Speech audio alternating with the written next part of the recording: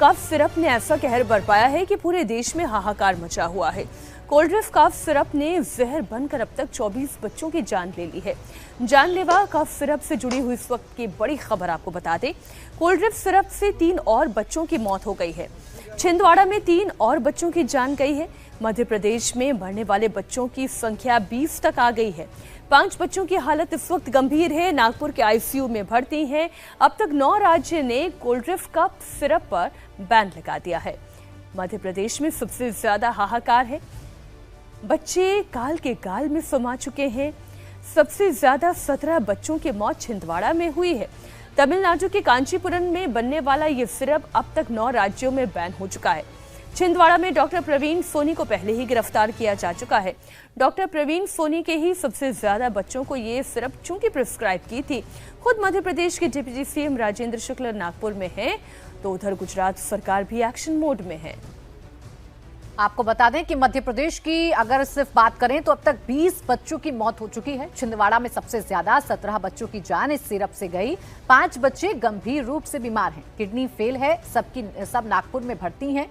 राजस्थान में जहरीले सिरप ने अब तक 4 बच्चों की जान ले ली। सरकार ने घर घर जाकर सिरप की जांच करने और कलेक्ट करने का आदेश दिया है।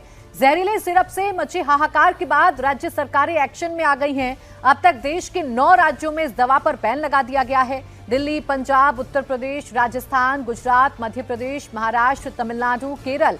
उधर Indian medical association doctor Praveen की गिरफ्तारी के खिलाफ प्रदर्शन कर रहा है। उनका कहना यह है कि डॉक्टर को कैसे पता होगा कि दवा में जहर है, सारा कसूर दवा बनाने वाली कंपनी का है। उधर तमिलनाडु सरकार की जांच में चौंकाने वाले तथ्य सामने आए हैं। इस सिरप में यूज होने वाला केमिकल ग्लाइकोल 0.01% की जगह 48% से ज्यादा पाया गया है।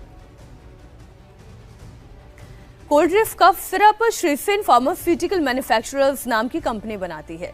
इस दवा का प्रोडक्शन तमिलनाडु के कांचीपुरम में होता है। इस यूनिट की जांच करने के लिए पहुंची टीम ने जब कल यहां पर हाल जाना और देखा तो अफसर भी दंग रह गए। कंपनी में दवा बनाने के किसी भी नियम, किसी भी कायदे का पालन नहीं हो रहा था। केमिकल के ड्रम खुले में पड़े थे, कोई टेस्टिंग लैब नहीं, क्वालिटी कंट्रोल का कोई सिस्टम नहीं। आपको बता दें कि रेड के दौरान वहां पर जो चीजें मिली हैं वो आपको परेशान करेंगे। कोल्ड ड्रिफ्ट की फैक्ट्री में तमिलनाडु की टीम ने रेड की। सिरप फैक्ट्री में 39 बड़ी और 325 मेन खामियां मिली। गुड मैन्युफैक्चरिंग प्रैक्टिसेस का पालन नहीं हो रहा था। फार्मा ग्रेड के बजाय इंडस्ट्रियल ग्रेड का केमिकल इस्तेमाल हो रहा था और वो भी बिना इनवॉइस के प्रोपिलीन ग्लाइकोल खरीदा गया।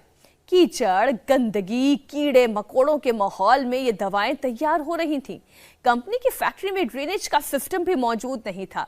चूहे, कीड़े मकोड़े फैक्ट्री के अंदर घूम रहे थे और वहीं पर कफ सिरप तैयार हो रही थी।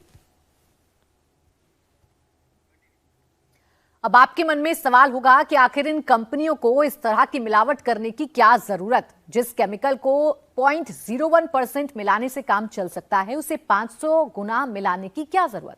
एक्सपर्ट्स ये कहते हैं कि सर्दी, खांसी, जुकाम की दवा में सॉल्वेंट के तौर पर प्रोपिलाइन ग्लाइकोल का इस्तेमाल होता है, लेकिन गड़बड़ झाला क्यों होता है ये आपको हम बताएंगे। लेकिन सबसे बड़ी बात यह है कि जिसकी मात्रा 0.01% होनी चाहिए, उस केमिकल की मात्रा 48% थी, जिसका सीधा सीधा असर बच्चों की किडनी पर पड़ रहा है।